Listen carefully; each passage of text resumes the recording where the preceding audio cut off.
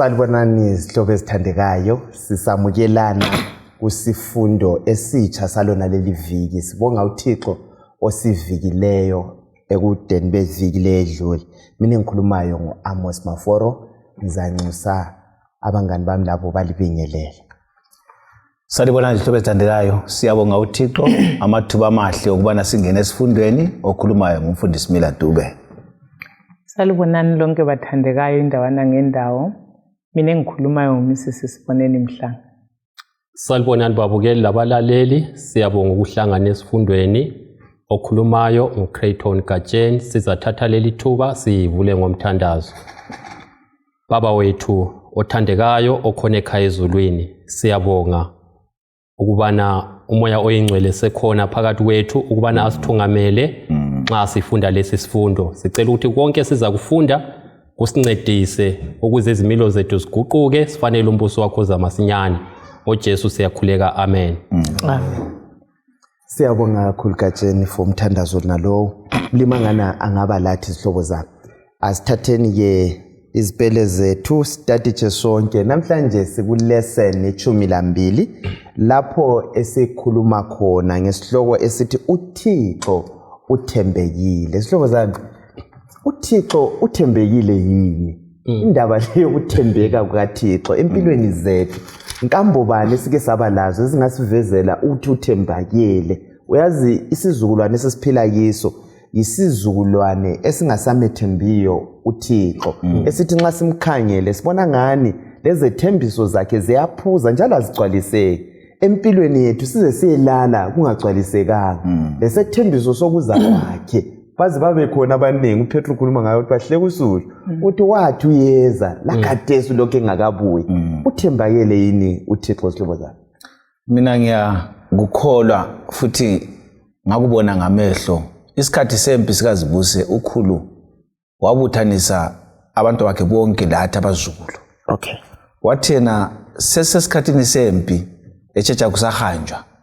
Kodwa mina ngizabe mphuma ngisiyakhuleka endaweni yami. Izaziyephela impi lo mnikele siyafaka khona kodwa ngiyala. Wakhule kwathi uNkulunkulu osezulu othambekele wena, ngicela ukuthi impi ziyephela. Kungabi lo mntwana kumbe umzulu ozakufa. Ngicela ukuyeqala usukungcwaba impi siphelile. Babefika amasotsha kufike abaphikisana namasotsha amagorilla befikela kokhulu khonapho bedingana kodwa akula lo yedwa wafayo. Yazi yaphela impi. Sisiza ukuthi kozibani kufubani. Iphela impi wabuthanisa futhi sonke kwathi asibongela ukuthi uthembekile sesiqedile sonke siphila. Umlimi uthembekile singamkhona. Umlimi uthembakele. Yes. Kakhulu. Mina ngifisa ukuthi nginanzelela ukuthembeka kaNkulunkulu. Ezimhlobo nxa ngicabanga ngakho ngiyakhuleka ukuthi uNkulunkulu ehambeni kwethu asize ukungakholwa kwethu. Njengoba umfundisi selethile mina isike saba le challenge lapha efarm laphana inkomo 7 zafa. Zadla okunye okuyisihlahlakazana ukuthi inkomo zingakudla zibe sezinatha amanzi ziyafa.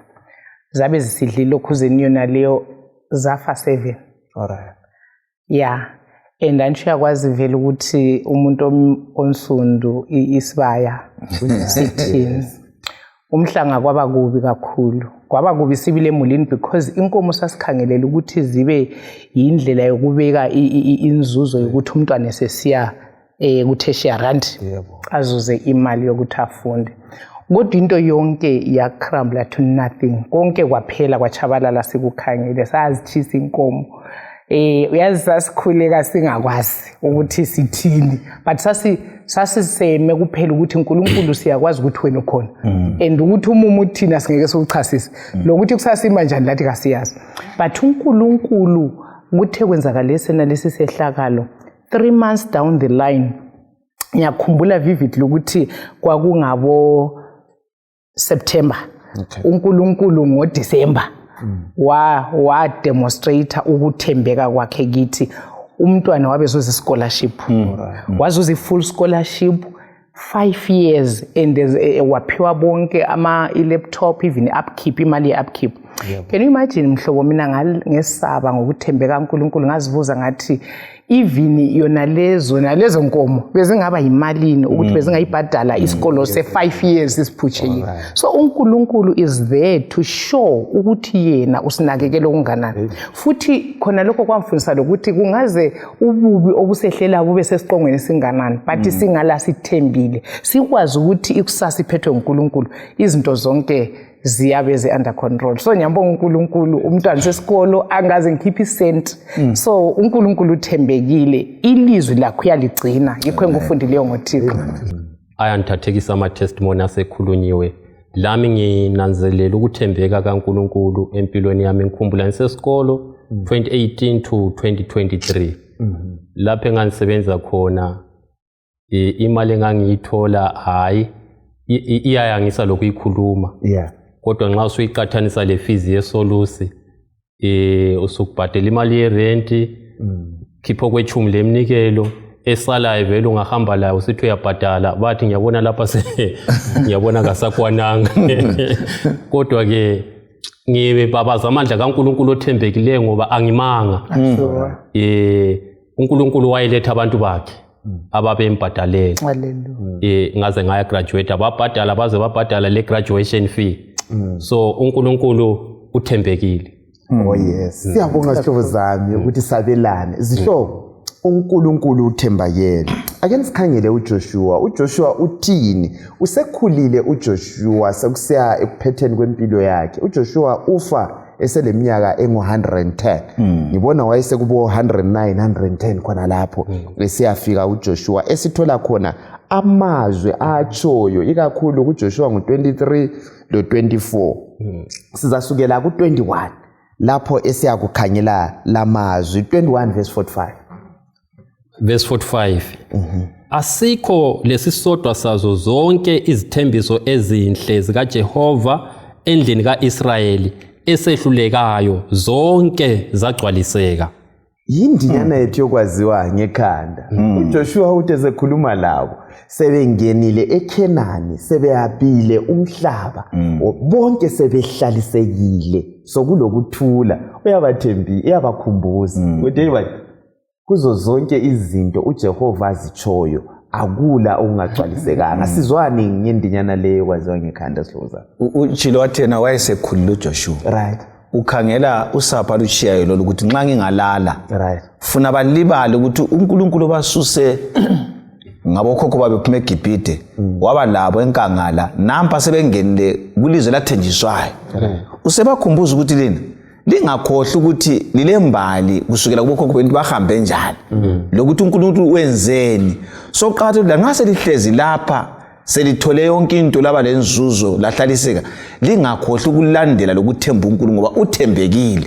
Lingagcwalisa ilizwi lakhe lilandela kutshoyo liza kuba lokuphumelela ekuhlaleni kwenu lasekungikhonzeni. So lapha ukukhumbuza ukuthi bangamonyuke ukukholweni uNkulunkulu bangaflathela uNkulunkulu lanxa bengabona izizwe ezilezinye izinto ezingathokoza kanganani bali bekuNkulunkulu othembekileyo baza kubusisela. Akhumbule lapha basuse khona uthembakele uJehova ngithi be ya imigajeni uyisuse ku43 siyefika ku45 mhlobo bese sixoxa lapha. Uyisuke sele ku verse 43 khona pha. Verse 43. Sikhanyela umpikitshe sokuconjelwayo kaMlimo uthi ngonjani. Yes. Ngakho uJehova wanika uIsrayeli wonke umhlaba ayefunge ukunika okhokho bakhe. Bawuthatha basebesakha khonapho.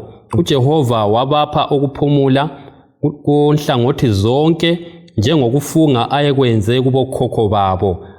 Akula sitha lesisodwa esenelisa ukumelana labo. uJehova wanikela zonke izitha zabo kubo. Asikho lesisodwa sazo zonke izithembiso ezinhle zikaJehova endlini kaIsrayeli esehlulekayo zonke zagcwaliseka. Nasi indaba mhlo utholani lapha usiconjela umpikitsha uNkulunkulu onjani lo? Right, uNkulunkulu engimzuza lapha maforo uNkulunkulu ogcina ilizwi lakhe oma ezithembisweni kunjani. Yazi ngize ngathanda kule text engiyithandaza kuNumbers 23 verse 19. Ithi uNkulunkulu asomuntu ukuthi angaqamba amanga ukuthi kasendodana yomuntu ukuthi angaphenduka abe sesithi kachongo yini futhi kasoza kugcwalise yini. So uNkulunkulu esimthola lapha amaforum uNkulunkulu othanga khipha ilizwe emlonyeni aligcwalise. Alright. Right, mana engxelo kunza kubeka kuhle uzancedisa izancedisana. uNkulunkulu ngifikelwe ukuthi Isaiah 44 kule text ethi khona Isaiah 45 ethi uNkulunkulu uyayideclare uyayitsho uyasitsho isiphetho from ekuqaliseni. So akula lutho uNkulunkulu angehlule kulugcwalisa ngoba nguye ostia nguye odriver izehlakalo zisiya kulokho. So uNkulunkulu lo izolo uIsrael uJoshua ayibalisayo ithi uNkulunkulu uprovile ukuthi konke akukhulumayo ukugcwalisile. Khangela nini ukuthi isithembiso asinike sona for loba iminyaka ibengaka kodwa sesilapha ende sesamukelisile ilizwe lesithembiso. Mina ngifunda lokhu maforo uNkulunkulu akulandaba ukuthi ilizwi lakhe lithethe isikhathi esinganani. Uhlupho lomuntu ukuthi yena uNkulunkulu angakhuluma ilizwi yena ufaka isikhathi. But uNkulunkulu kachonga ukuthi nini uthe lokhu ngizalenzela. Khangela ivini isithembiso sokuza kaJesu ukuthi sathenjiswa kuAdam and esasha 4000 years abantu belindile abanye ngicabanga ukuthi bahle bachiya bathi akula 10. But Galatians 4 verse 4 ithi when the fullness of time had come isikhathi sesicwalisekile uJesu wazalwa. So ophethe isikhathi iclock uNkulunkulu olawula izehlakalo uNkulunkulu okumele sikunanzelele thina yikuthemba yikukholwa uNkulunkulu yena lo oyelawula izehlakalo ngesikhathi. Kunjalo kaThe so indaba le ikakhulu yokuthembakala kwaNkulunkulu nxa sibala lama verse esizwana ikakhulu siqathanisa sisifike lapho esikhangela khona lanye impilo yethu yokukholwa yosindiso lwethu. Nginanzelela ukuthi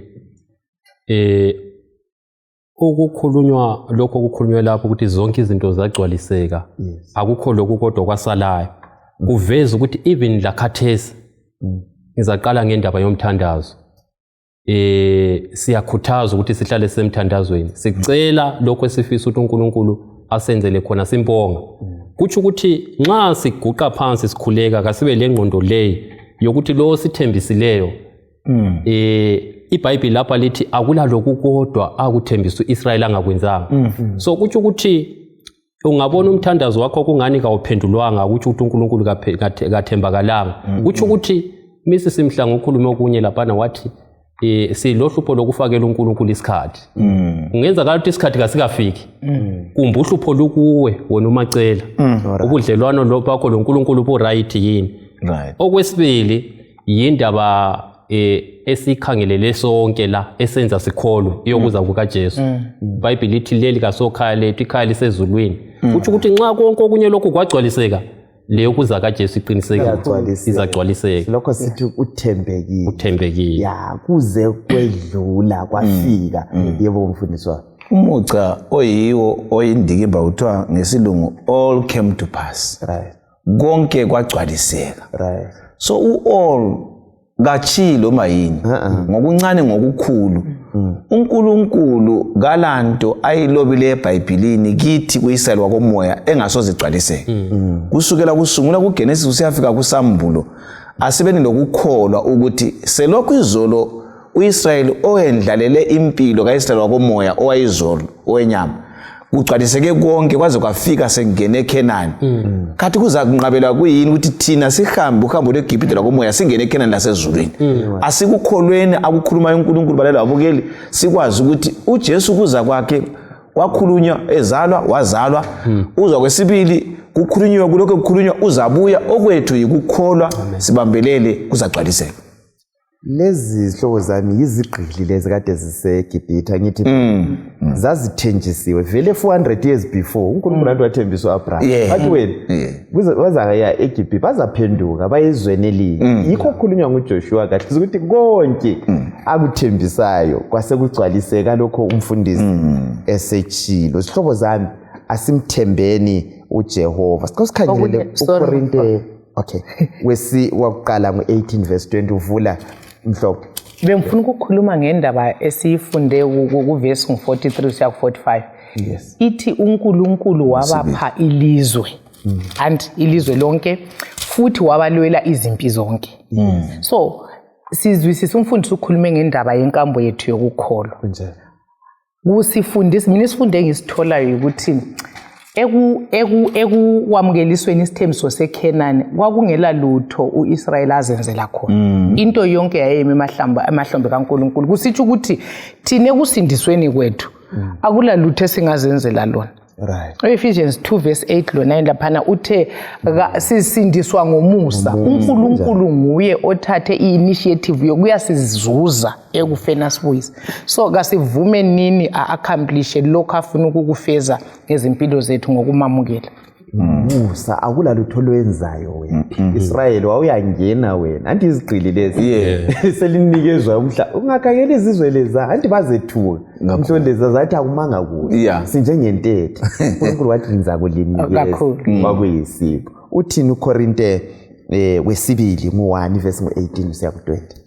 Kodwa ngeqiniso njengoba uNkulunkulu ethembekile ilizwi lethu kini ngalisi yebo lokuthi hatshi ngoba indodana kaNkulunkulu uJesu Kristu eyachunyayelwa kini yimi loSila kanye loTimothy yayingasuye uyebo lo hatshi kodwa kuyo kokuphela kwakunguyebo ngoba lanxa zizinengi kangakanani izithembiso uNkulunkulu azenzileyo zinguyebo kuKristu. Ngakho ngaye uAmen uchiwo yithi sidumisa uNkulunkulu. Alright. Amavesi la singaqathanisa loKorinte kwakuqala mu10 verse 13. Akhuluma kona ukuthi akula silingo esibuya yithi singaphezulu kwamandla ethu okunqoba. Ngifunda isidubi kufanele sikuthola kulamavesi ikakhulu nxa sikhangela indaba yokwethembeka kaNkulunkulu. Kusisiza njani ukuthi simethembe kusasa? Ukwazi uNkulunkulu ngobudlelwano obubambekayo kuyasiza ababukela alaleli ngoba uthina ukuthi ixoka kula hatshi kulo yebo. Nxa ekhulumile ukuthi ngizakwenza lokho khona kwakhulumile sokuhloko yenzakala ngoba vele nguyebo kuye. Angathi ungayekela uzathola lokho kuyayenzakala futhi ngoba vele nguyebo. So esikufunda lapha ukuthi umlimo lokuthembeka okubambekayo ukwedlula kwethu. Right. Omunye kwakhuluma wathi abanye bayathenjiswa emtshadweni la sehlonzwa ukufa bephuma khona uzotha sebesiyadinga incwadi yokwehlukana ngenxa ukuthi umuntu kala sithembiso esibambekayo uyathembisa umntwana ungapasa ngizakuthengela ifoni awuyithengi kodwa umthembisile kanti kuNkulunkulu okulotshwe phansi nguNkulunkulu kunguyebo ngoba kuyikugcwalisa lokho akuchilwe kule verse yenye lapha uPaul akhuluma kuTimothy wesibili mu2 verse 11 kusiya ku13 uthena nxa singehluleka thina yena walethembekile ngenxa ukuthi yena kangekaphikise akukhulumileyo uNkulunkulu kalagama eliphuma yaliphikise akulobileyo isimilo sakhe ngoba kunguye uNkulunkulu ongcwele engikufundayo balalo babukele ukuthi asamukeleni uNkulunkulu ukuthi konke okulotshwe nguThixo la kukhulumileyo kithi sikwamukele kuyagcwaliseka kunjani. So esinye sezimilo sikaNkulunkulu vele yikwethembeka. Ngeke wasusa ukwethembeka. Akuvumi. Angithi vele. Siyabonga mina ngifuna ukukhomenta ngo1 Corinthians 10:13. Ungafunda ivesi liyana ithi akula silingo esike salethwa kithi esingeke sisenelise ukusiba usenge. Okwenza abantu umlimo bangamdawuthe kumbe bamthandabuze. Yes. Kumbe bamthiye mhlobo ukuthi inhlupho mhlobo inhlupho zingakuhlasela kahle ugule ugulelwe ufelwe kwesinye isikhathi kuyafike ezingeni lokuthi uthi lapha ngedluli la nxa uNkulunkulu ekhona futhi elalezi izithembiso azenzileyo kungapho ukuthembeka kwakhe abantu abaningi sebechile. Mina ngiyakhumbula mhlobo ngake nganika itestimony lapha eyokuthi ngake ngagulelwa ngumntwana. Uyakwazi ukuthi uyafika ukuthi uzibuza ukuthi hayi uNkulunkulu kanaki yini. Njalo imthandazo le ngiyikhuleka anti uthe ngizalizwa. Wasesithi ngalidlula phakathi kwemlilo ngiza kuba lani. Hayi uzibuza ukuthi uNkulunkulu kanaki yini sitha kangaka. And ukukhuleka izinto zibe zimbi ngamandla. Ukukhuleke zibe zimbi ngamandla. Sifundani. uNkulunkulu uthi lapha kakula silingo esingaphezulu kwamandla omuntu azavuma ukuthi siyehliselwe kuye. uNkulunkulu uthi engayithandayo ivesi lengayifundelwa ngomunye uelder wami wabuye ekuseni ezombona umntwana egula ngabamba second part uthi with the temptation there is a way out ngesikhiwa ithi lapho uNkulunkulu evuma ukuthi ngingene kulingweni vele kubuya kuyipackage ile way out kule ntuba yokuphunyuka so mina okumele ngikwenze ukuthi nxa ngilingwa ngoba ntandingwa uNkulunkulu ngilingwa ngusathane ngilinyazwa ngusathane ngezilingo kodwa uNkulunkulu ungabona evuma ukuthi lokhu kuze kimi kuyindlela yokuthi alungisise mina kuyindlela ngoba uNkulunkulu udinga ukuthi asi-purify so engifisa ukuthi sikuzwe njengababukeli labalaleli ukuthi uNkulunkulu whether usemumweni onjani uNkulunkulu uthembekile akudinga kithi kweyama kuye kungakhathalekile ukuthi umumo wezinto empilweni unjani and uNkulunkulu for sure uzangenela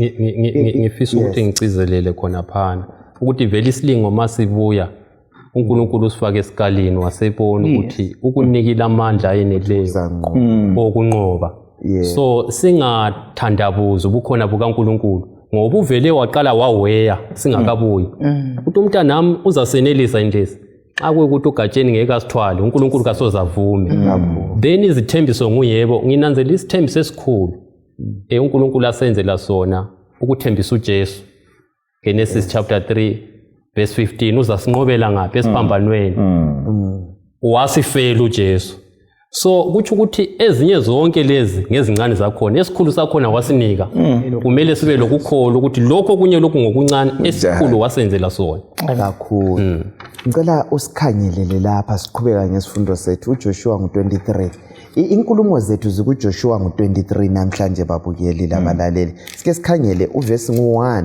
usiya ku5 sike sibone okwakukhathaza uJoshua ikakhulu lapha sasithembisile ukuthi hayi konke uJehova uzokusinqobela akula silingo esingaphezulu kwamandla ethu ngabona kubuya kalokhu sesishilo umlimi yakwazi ukuthi siza kunqoba so nxa kwakubuya kuIsrael iloba kuyini uyazi ukusikhipha kuJesu izilingo zonke zonezi uthi hayi lokhu kukhulu ngabe it's too much angithi phela izulu liyakwala khona lokho usibalele lama verse Joshua 23 verse 1 to 5 yes ngemva kwesikhathi eside njalo uJehova esephumuze abako-Israyeli kuzo zonke izitha zabo ezazibagombolozele uJoshua ngaleso sikhathi esekhulile eseleminyaka eminingi wabiza bonke abako-Israyeli abadala babo abakhokheli babo abahluleli babo leziphathamandla zabo wathi kubo sengimdala njalo sengiluphele kakhulu lina ngokwenu selikubonile konke lokho uJehova uNkulunkulu wenu akwenzileyo kuzo zonke lezi izizwe esenzela lina nguJehova uNkulunkulu wenu owalilwelayo khumbulani ukuthi ngalabela njani ukuba kube ilifa lenu lezizwana zenu zonke lezizwana zenu wonke umhlaba wezizwe ezasalayo izizwe engazinqobayo phakathi kweJordani lolwandle olukhulu entshonalanga right nansi indaba la kuyini okuqhathekile sokuthola izihlobo zami okuthintwa nguJoshua uzakhanyela ukuthi indaba yokunqoba ayisondaba yokuthi unganqoba namhlanje mhlobo usuhlala phansi uthi hayi thina sanqoba bakhona phela lokho bephila ngakusaze thasi abantu abasha basenza so bephile ngezolo angithi vele ngo2005 sasebala thina hayi so asiqhubekeni lokho right kuyini sokuthola uxwayisane lapha uJoshua ebiza uIsrayeli lapha ubakhumbuza uJoshua lapha ukhumbuza uIsrayeli ukuthi impi leyi owayebanqobela nguNkulunkulu kayisibo kodwa uNkulunkulu nguye oyenjani nguye banqobela ngokunye engikuthola lapha okuthi ukuthi even lathi kathesi kasibenikwazi ukuthi nxa sihlangana lezimpi esidlula phakathi kwazo right osinqobelayo nguNkulunkulu kasiyombodlela yamanzi yamapostori lokunye okuchiyechiyeneyo kodwa onqobayo ngubani uJehova right mina ngibona ukuqhakatheka kokuhlala imbali ifresh right ikhona ukuthi khumbuka isingayikhohlwa izolo lendlela uNkulunkulu asithungamele ngayo omunye obhalayo uthi besingesaba ukubhekana lekusasa kuphela nxa silibala indlela uNkulunkulu asithungamele ngayo. So yikho uJoshua ebudaleni bakhe eHlevu ethi lingakhohlwa, khumbulani ukuthi uNkulunkulu wenzeni. So kwesinye isikhathi sifika kweminye imomo sesabe sigcine siphuma, but uJoshua kufisa ukuthi lingakhohlwa ukuthi uNkulunkulu wenzeni. Khonokho kodwa yikho kuzaligcina lizwisisa ukuthi uthembekile okunganani. Bese ngithinta lapha mhlobo ukuthi uGatsheni uthinta ukuthi sisempini anti kunjani uIsrael wayizolube ku physical war ubese empini uJoshua ethungameli army ukuthi kuliwe. But thina enkambeni yethu yokukholwa kulempi esiphakathi kwayo esake safunda ngayo ukuthi impikiswano enkulu eyaqalisa ezulwini anti so wonke umuntu uphakathi kwaleyo mpi. Kodwa uNkulunkulu uthembisa ukusilwela ezintweni zonke anti kasilwi lento esizibonayo. Mina engikuthanda ukuthi impi le umlimi ucacile ukuthi thina siyilwayo kathesi asoya embhobho, kodwa uthi impi le izikhali zangikhona kazibonwa ngamehlo esilwa ngoba layo kayibonwa ngamehlo. Impi yakomoya esifanele ukuthi siyilwe ngomoya. So uNkulunkulu vele usinqobele ngoJesu. kakhulu indaba eku-Efeso 6 verse 11 siya ku-18 ethintwa ngumhlobo asilwi nenyama legazi.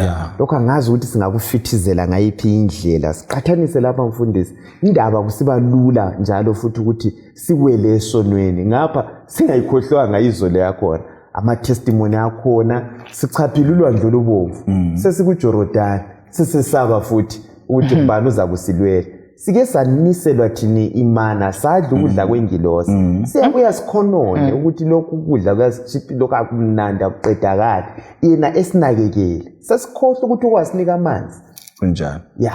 kuyini okubangela umcabango okwalethwa ngumfundisi uGatsheni lapha ukuthi lanxa uIsrael wahambe siya kulempini ayisuye wayenqoba, yiwo silahlekelayo ukuthi thina singabantu abawayo ukuma kwethu kukholweni kudinga lo walethe ukukholwa kithi uJesu kakhulu. Yikho uPetru lapha kwathi ehamba phansi kwamanzi kwathi khona woza ekhangele kuJesu kaJonanga ngenxa ukuthi ombizileyo nguyayimkhangele nguyayimnika amandla okuhamba. Okwenza siwe ekukholweni yikuthi sisusa amehlo ethu lemicabango yethu kulo onguyosinika isiKristu bese sikhangele ezinye izinto sizama ukuthi ukuwejela lokugambela isiKristu bese kusalokuma. So impi esikuyo idinga ukuthi sibuze ukhomanda wempi uJesu onguye onqobela uIsrael izolo wabanika ilizwe, ongayasinika ilizwe laseKhanani elizayo. Singakhangela kuye, nguye okwaziyo indlela esihamba ngayo, nguyokwaziyo isitha sethu esilwa laso ukuthi sinqotshwa nje lasinqobe esiphambanweni. So okumele sikufunde ukuthi onguye wanqobayo kasikhangeleni yena.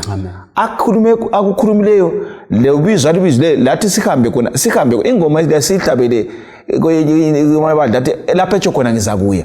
Singaphuma indlela atsho akhulume kuyo ukuthi sihambe ngayo sizaphambuka siphela amandla. Yikho laphana ivesi ekhulumileyo eFeso kasile inyama yegazi. Kodwa ungayabala uKorinto sibili ngu-10 verse ngu-3 kusiya ku-5 ithi lanxa sihamba emzimbeni wenyama singabenyama kodwa izikhali zethu ngezakomoya ngezikaThixo ezibhidliza yonke imidulo ongayicabanga okuthiwa ivalile. Yikho imiduli eJerikho yawa kungalambhobho yawa ngelizwi lokukholwa. Amen. Indaba yokukholwa impi lesikiyo angithi sike sikhangele lokhu ke sihlanganisa la okujayela ukusinyenyela lapha Gatsheni ku23 khona pha khangela uvesi ngo6 usiya ku8 sikhangele lo12 usiya ku13 sike sikhangele khonokho kubangela khona ukuthi sibe buthakathaka siwe. Verse 6 qinani kakhulu linanzelele ukuthi lilalela konke okulotshwe ogwalweni lwemithetho kaMosi, lingaphambukelanga kwesokudla kumbe esenxele, lingaze lazisondeza ezizweni lezi eziphakathi kwenu, lingaze labiza amagama abonkulunkulu bazo kumbe lifunge ngabo. Akumelanga ukuthi libasebenzele lokubakhothamela, kodwa kumele libambelele kuJehova uNkulunkulu wenu njengalokhu eselikwenze kwaze kwaba khathesi. Alright. Nanka amavesi la abalwayo la ugcina kuvesi mandaba. Ngicina kuverse 8. Ekhangela u12 lo13. Verse 12 lo13. Kodwa lingabaleka bese lisiba lobungane lalabo abasindileyo phakathi kwezizwe lezi ezizasala phakathi kwenu, njalo lingavumelana lokuthathana lokudlelana lazo, lapho lingaba leqiniso lokuthi uJehova uNkulunkulu wenu kasoze azixotshe izizwe phambi kwenu, kodwa ke ziza kuba yimijibila lezithiyo kini, ziza kuba yiziswebhu emihlane yenu lameva emehlweni enu, lize libhujiswe elizweni leli elihle uJehova uNkulunkulu wenu alinika lona. Selokho sakhela kumbuzo esuke kiyo la ukuthi silazo zonke lilobufakazi bonke lo indaba mhlobo wami sicina siwela esonweni. Nansi ivesi yasitshela lapha ubudlelwano bethu lomhlaba bumi njani, kuthiwani kanti la kuxwayiswani kuIsrael?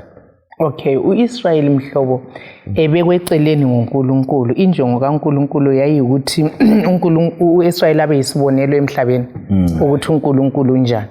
Kodwa uNkulunkulu wayengatsho ukuthi bakhe imduli around themselves ukuthi bona thina sikhulumi labo asenzi lutho labo. uNkulunkulu akuletha lapha ukuthi thina sisemhlabeni kufanele silethe ukukhanya ngempilo yethu. Kumele siphile impilo yokulunga, siphakathi kobubi.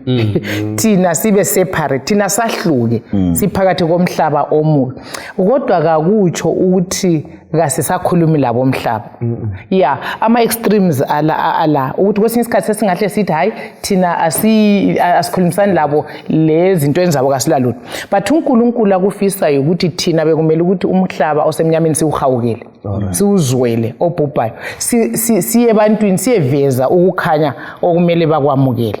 Kodwa ama practices indlela zabo zokuphila lama habits indlela abaphila yes indlela abaphila ngayo yes ukuziphatha ngakhangela mhlobo indaba indlela abakholwa ngayo ukuthi abafileyo bangaphili kule mcimbi eyenziwa ngumhlaba ngoba wona usesemnyameni kawuzwisisi ukuthi umuntu ofileyo kakazi lutho kodwa kule mthanithani eyenziwayo eba yikukhonza kuNkulunkulu. So uNkulunkulu abesesithi thina nxa emkhutsheni enjalo akufanelanga siphatheke kodwa bekumele ukuthi thina sibambe okuhlambulukile ukuze bafunde kithi. Even indaba yemtshado mana ke sithinta indaba yemtshado uNkulunkulu ebaseKenani wahle wabatshela ukuthi lingafika ezizweni leziyana lingahlanganyeli labo lingathathelani labo lakhathe sulokethi lakhathe and Corinthians 6:14 uthi singabi unequally yoked laba abangakholwayo. Wahle wachasisa vele emhlobo isizathu sokuthi bazakwenza ukuthi lisuke entandweni yami. So ukuthathela vele imarriage one or the other ile ndlela yokudonsa ukuthi uNkulunkulu wakho abe nguNkulunkulu wami. Exactly. Ungathathelana lami. So khangela ukuthi uSamson ake sikhangeleni uSamson. uSamson uNkulunkulu indaba yona le wayilethelwe and ukuthi uNkulunkulu uthe lapha koIsrael kodwa uSamson wathi ngithathelani yena ngoba nginjani nguye ngimthandayo. Kodwa khangelani ukuthi isiphetho sibe yini. Ilizwi likaNkulunkulu lala liqinisile. Mina ngibone ngani lapha kulesifundo kwabatsha bethu la abatsha bethu kwesinye isikhathi ilizwi likamlimi liyasuka ungana akusasebenzi okwami indlela esibona ngayo sibone ngani iyasebenza mhlobo ukuthi hayi uzaphenduka hayi kuzathi uNkulunkulu uhlakaniphile iwisdom kaNkulunkulu ithe singahlanganyeli labo ngoba kulobutha obuzakwenzakala phakathi kwethu la. Beautiful. uNkulunkulu yayazi ikusasa izolo kuyini okunye ikakhulu ikuthintile indaba yemtshado ngokunye kwabawisayo thinta uSamson siyayibona inkosi uSolomon kuyini esingakutsho ngayo kuyini kanti okwakuyisa inkosi uSolomon kulenye verse labangafiki khonapho ayibaleke ukuthi nxa lingavumela lemikhuba leyi lokuthathelana nabantu kuzaba izithiyo lemijibila.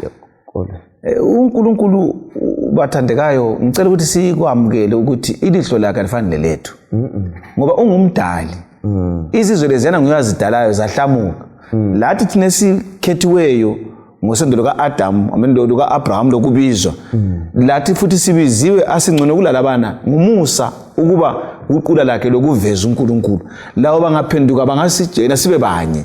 So uNkulunkulu akutsho ukuthi ukukhwabitha impilo yemhlabeni thina sikhonza iba ngumjibila ithiwa nathi siyakufa ngayo kade sikhala ngendakise emhlabeni siyimjibile ukuthi abantu badelele indaba yempilakahle badelele uNkulunkulu athe imizimba le yithempeli lingafaki into ezingayisizo so asifundele ukuthi uNkulunkulu uthena hayi engilinqabela khona ngiyenzela impilo yenu uSolomon esazi ukuthi uNkulunkulu lohlonzi lomtchado wasuka ukuthi abanengi liyakwazi impilo yakuthi leso sikamntu musadivide ke abantwana bangenxa yokuthi umtchado wakwasuka wayekela uba umtchado olohlonzi la uNkulunkulu enguNkulunkulu amandla wakhupha isizwe phakathi kwamanyala njalo so asibeni ngabantu abagobela umthetho kaNkulunkulu sivuma ukuthi uNkulunkulu usimakade wazi konke asamukelena ukukhuluma kuza senqabela uphinde kusinike kusasengcono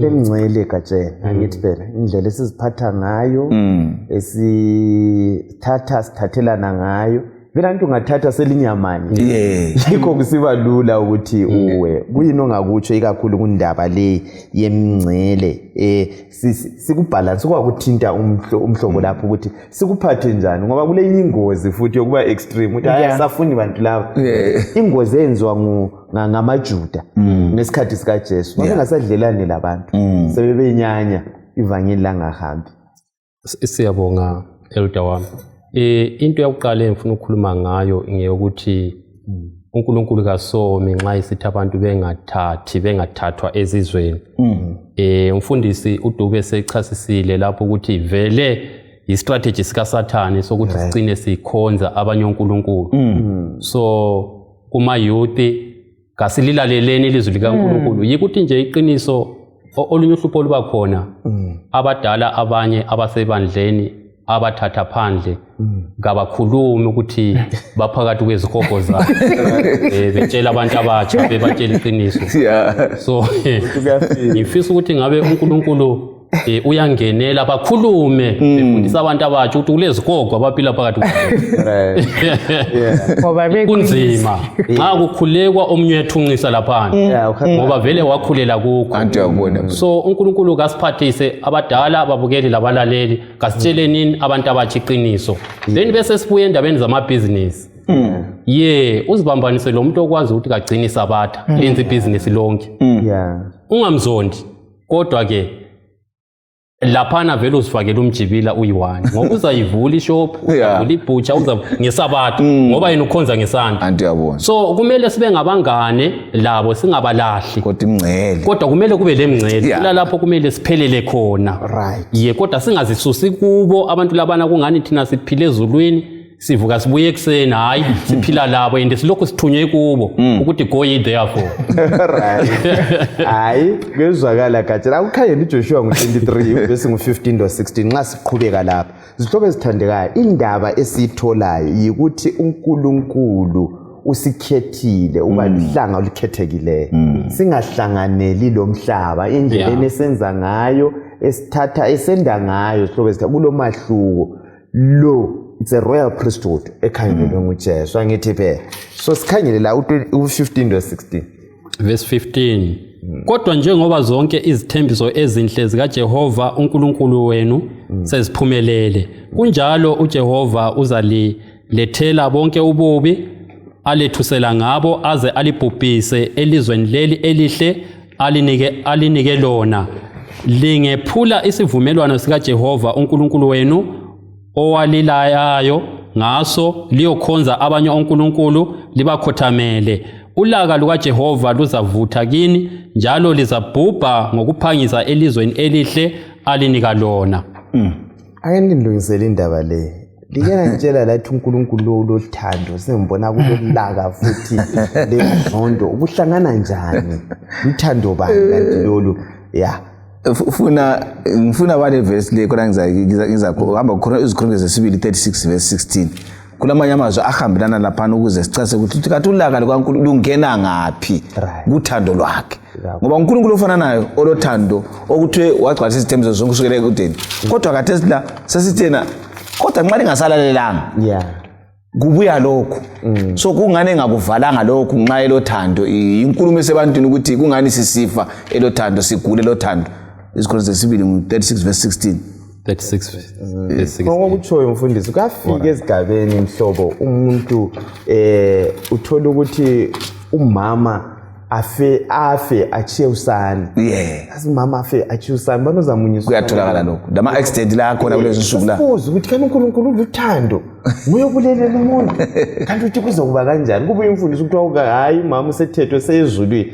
na impikitsho wakho vela uzwakala ukuthi sokuhlakela uNkulunkulu onjani uthatha umama usezulwini echiye ongaba na verse 36 verse 16 kodwa izithunywa zikaNkulunkulu babezihleka ulunya beseyisa amazwi akhe njalo beklolodela abaprofeti bakhe lwaze lwavutha ulaka lukaJehova ebantwini bakhe kungasekho okunganceda ngesikhiwa ukuthi okungasela remedy okwakungelapha kwakungasekho uNkulunkulu uvele ukhulumile kwakhulumisa imhlanga ukuthi uthena nxa lingayenza kuhle kuzaphuma lokho uNkulunkulu uhlele ekhulumile ukuthi umuntu angalalela uza kudla okuhle kwezwe ngo119 Isaya but nxa engalalelanga ubhekana lesihogo lokufa so uNkulunkulu uluthando nxa esekela abantu bangene esihogweni bazikhethele phela ngoba kabambi umuntu ngamandla ukuthi ayengene ezwini uyaqhubekela lokele ngqondo yakhe leyana ukuthi ngifosiwe lapha so luthando ukuthi ulaka lakhe luvuthe ngoba kali lo muntu ulalesono siphakathi komuntu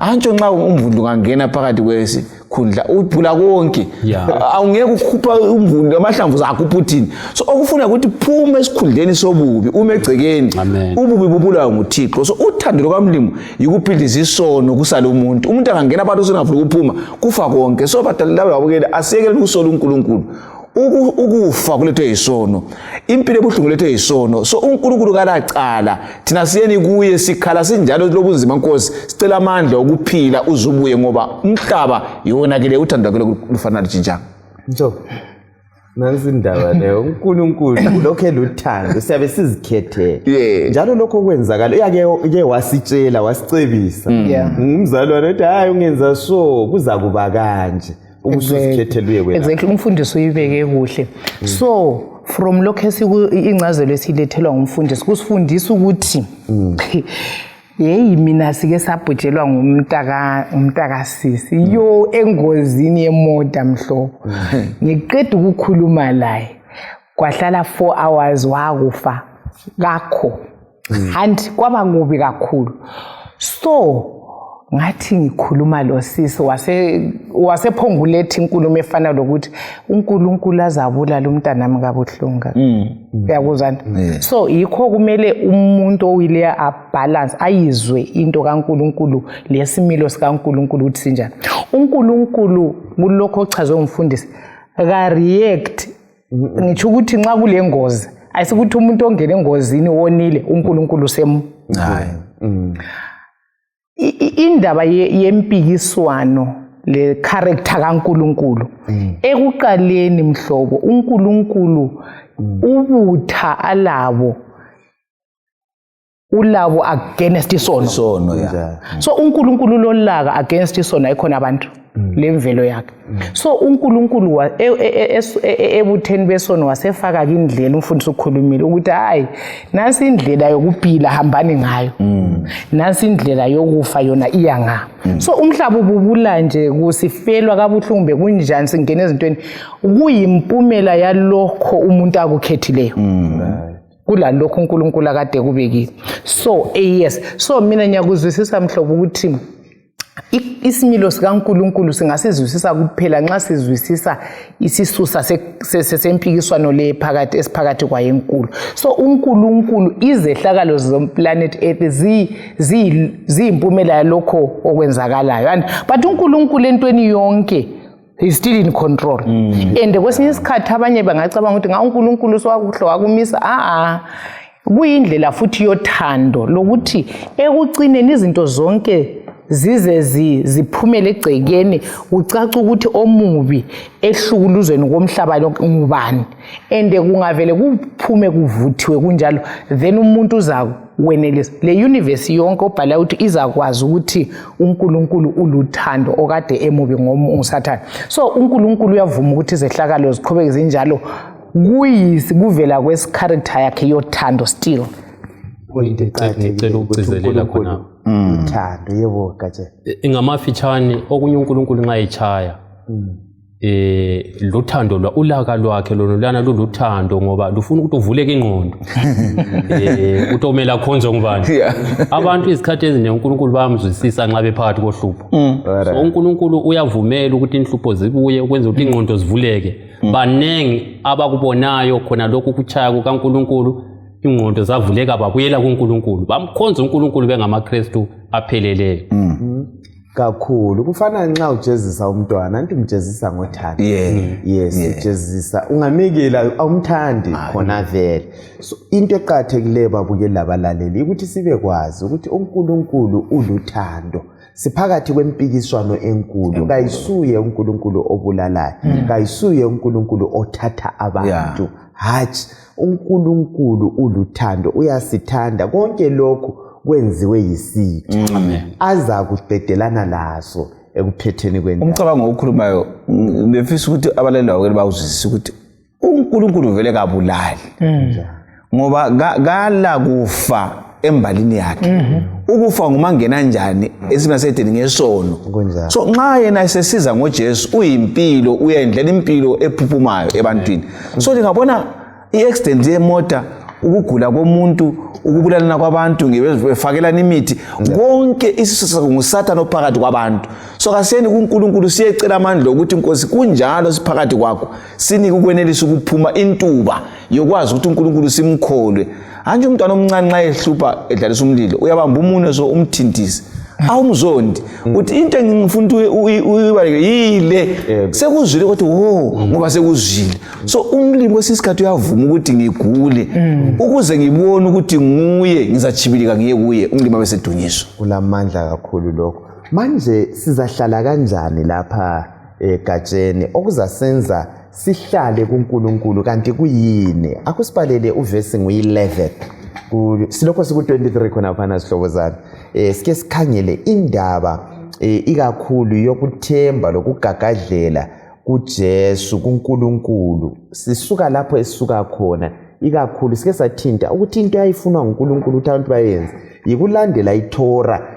ilizwi likaNkulunkulu iBhayibheli laleso sikhathi ababela lakhathesi aseyeni ezwini likaNkulunkulu simlandele simfunde simemazi simthandi sibalelelana ngakho ke nanzelelani ukuthi liyamthanda uJehova uNkulunkulu wenu qathanisa lo Deuteronomy 6:5 uthando ngamvulela Deuteronomy 6:5 uthando ungaluforce yini ungalubamba ngamandla yini lumi kanjani into okuthiwa uthando kuyini balivesi Deuteronomy 6 verse 5 Thanda uJehova uNkulunkulu wakho ngenhliziyo yakho yonke langomoya wakho wonke kanye langamandla akho wonke Sizwani ngalamavesi esiwabalayo la ikakhulu sikhangele indaba kaJoshua le mina mhlobo ngithe ngibala uJoshua 23:11 uthi uJoshua ila amazwi akho okugcina wayifisa ukuthi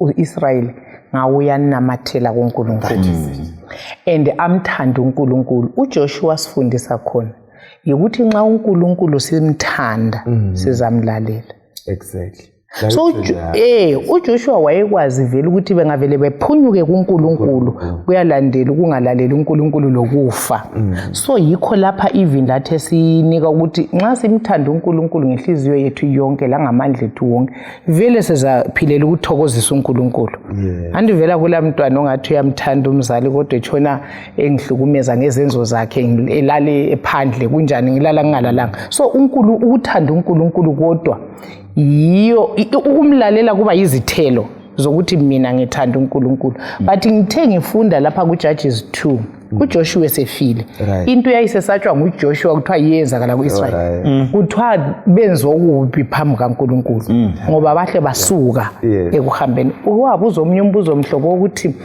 indaba nxa kunjalo silokho esisala sichelela siye esonweni mina mbone ngani okunye ikuthi kuNkulunkulu siyabe sikhona sicheba sihamba uyakuze ngikutsho uNkulunkulu befisa ungafunda uJohn 15 uthe abide ube sifisa ukuthi siconnect sihlale sigcwelile sikuye ngokuthandaza la ngelizwi yikho sithi ilizwi likaNkulunkulu lingasuki kimi singavele kudlula ithuba ungalifundanga leli lizwi uyaphambuka vele so bekudinga ukuhamba loThixo eduze kangaka isiphephelo sethu sisekubeni ebukhoneni bukaJehova kakhulu sihlale sihamba layo usuthintile vele nxa umthando uzathatha wezizweni njani uzakudinga ezinye izithixo njani isihlobo esithandekayo kukhangelelwe ukuthi sethembeke kuJehova kalokho yena njani ethembeke kithi mfundisi Dudu uthinte laphana wadlula kancane ekubudlelwano bukababa lo mama emtchadweni right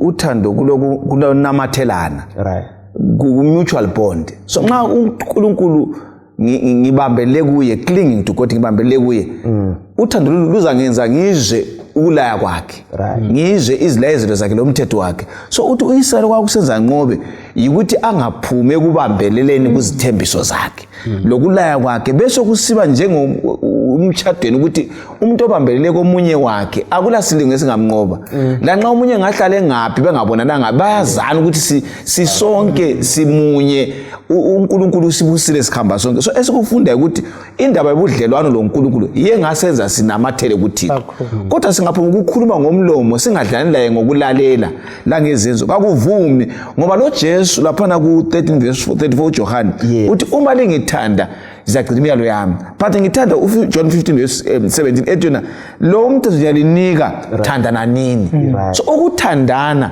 ngeke sikwenze singathandanga waqala ngothanda uNkulunkulu so ungabona sesithandana lo muntu sesimthanda lesono siyancipha ngoba ngeke ngone komunye kulothando kuNkulunkulu lemntwini Katsheni nansi indawo swami elithethwa lapha indaba yothando uJesu zathi nanku umlayo omutsha endinikeza wona uthanga iphi indle indaba yokuthandana singayibamba ngamandla yindaba lesi kesakuthinta lapha kuyini ongakutsho ikakhulu ngendaba yokubambelela ukugagadlela kuNkulunkulu okay siyabonga ama elder okwakuqala ukuthi indaba yokuthandana kayibanjwa ngamandla ngoba uNkulunkulu vele kasiyonke uthando lwakhe kalumvumeli ukuthi asenze sibambane ngamandla hayi sengibuyela endabeni le eyokuthanda uNkulunkulu lapha kuletha indaba ye God first la ukuthi leli zinga lokuthanda uNkulunkulu leli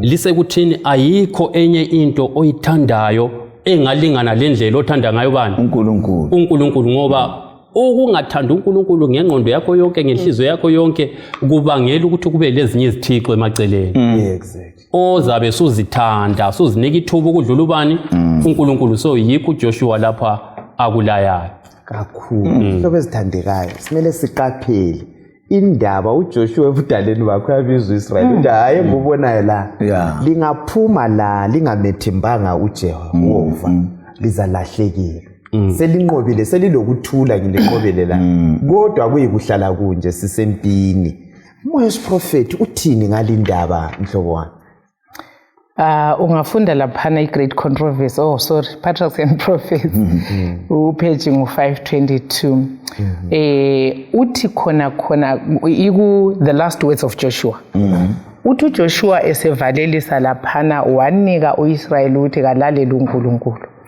ngoba for sure inkokhelo yokona yikufa but uSathane la ungayivala leyani quotation engilethile ithi uSathane usekhohlisa abantu abaningi ukuthi hayi uthando lukaMlimi lukhula lusoze hayi asoza asibhubhise futhi kuthiwa utshela abantu ukuthi lokhu ukuthi abantu bazabhubha kule 7 last plagues kulomlilo ozanjani hayi angama threatenings uMlimi uyalethusela kasoza kwenza but umlobi abesesithi uNkulunkulu emuva usekuvezile ukuthi ukungalaleli kulida to misery and death inkokhelo abantu abayakwala mhlobo ukuyithobela intando kaMlimo. uNkulunkulu ucacile ukuthi isiphetho yikufa. And ucacile ukuthi abakwamukela uthando lwakhe isiphetho impilo ephakade. So usathane kangasikhohlisi bathandekayo, umlimo kasinike inhlakanipho yokwenelisa ukukhetha lokubalekela ekuphileni okuphakade okubekwe phambi kwethu. Kakhulu isihlobo zithandekayo sisempini, imithetho yempi iphawuliwe yabekwa. Sisohlangothini lokunqoba. uJehova uyasithanda singethuki. Ake sisigoqe isifundo lesi mfundisi wami Dube. Ungasigoqa ngayiphi indlela lesisifundo? Siyabonga njobana siqalise ngokufunda ukuthi uNkulunkulu uthembekile. Nguye impilo. Impilo ivela kuye. Umthetho kaNkulunkulu ayisinika yiye egcotshwayo ukuthi isithungamele empilweni.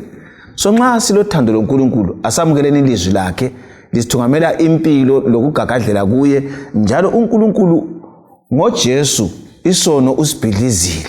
So nxa sesikulo uNkulunkulu sesilo Kristu isono kasela mandla kithi sesiyanqoba izimpi zonke silo Thixo ezakomoya siyafika ekhena ngoJesu kuma umthungameli wethu. Yes, mfundisi Katsheni. Sihlangana lezi inhlupho eziningi ekuphileni kwethu babukeli labalaleli. uNkulunkulu uthembisile elizwini lakhe ukuthi uza kuba lathi. Ngasoza asichiye. Phakathi kwezinhlupho uza kube lathi. Ngasikukholwe nini ngoba esikuthole esifundweni saleli viki sokuthi uNkulunkulu kathembisi izinto angazigcwalisiyo. Ugcwalisa konke akuthembisa. So asibenda lokho kukholwa, sibeke ithemba kuye sikhonze yena izikhathi zonke. Isihlobo esithandekayo bomama ngiyazi selake lathenjiswa ngomyeni abagcwalisanga imini labo ngiyabazi. Kodwa uJehova uthembekile. Othembisileyo uthembekile isihlobo esithandekayo. Kuzethembiso zakhe kusukela ekuqaleni uyagcwalisa. Mhlobo ngicela sithembe uJehova. Babukeli labalaleli asifundeni ukumethemba. Akuchileyo sikulalele sikulandele. Ngicela uphendule mhlobo wami ubususikhuleke. Siyabonga, ngifisa ukuthi sale sinanzelela ukuthi uNkulunkulu uthembekile ezintweni zonke. Mina kule verse engiyithandayo ngifisa ukuyichiyela ababukeli labalaleli James chapter 1:17. Uthi uNkulunkulu nguye yedwa ongela kufa. Futhi abesesithi in him is no shadow of turning, no variableness, kacheleli, kachintshatshintshi, kaguquki. So ngifisa ukuthi simthathe uNkulunkulu onjalo ngoba imbali yasivezela ukuthi uNkulunkulu embalini kakazaswele ugcwalisa isithembiso okuphambi kwethu athe kuyakwenzeka okungenzeka sekubambenini ngokukholwa. Izehlakalo esiphakathi kwazo asikwazini ukuthi uThixo uthe uza kuba lathi asinqobele. So asimeni sinamathele kuNkulunkulu uJesu azafike. Asithandaze nini. Baba wethu oyingcwele okhona ekhaya ezulwini, siyalibonga ilizwi elisiqinisa kangaka. Emhlabeni omubi olenhlupho olakho konke okusikhahlameza, sibonga ihope le-anchor esiyizuza elizwini lakho ukuthi wena uthembekile. Vuma usinike ukukholwa lokukwethemba kulandaba siphakathi kwemumo njani ilizwi lakho ngezimpilo zethu liyagcwaliseka. Siyabonga ukuthi usinike sona lesi sifundo sikhulise kukwazini, sikwethembe, siyame ngakuJesu azafike sibe sesisamukela impilo ephakade. Ngayo uJesu siyabonga. Amen.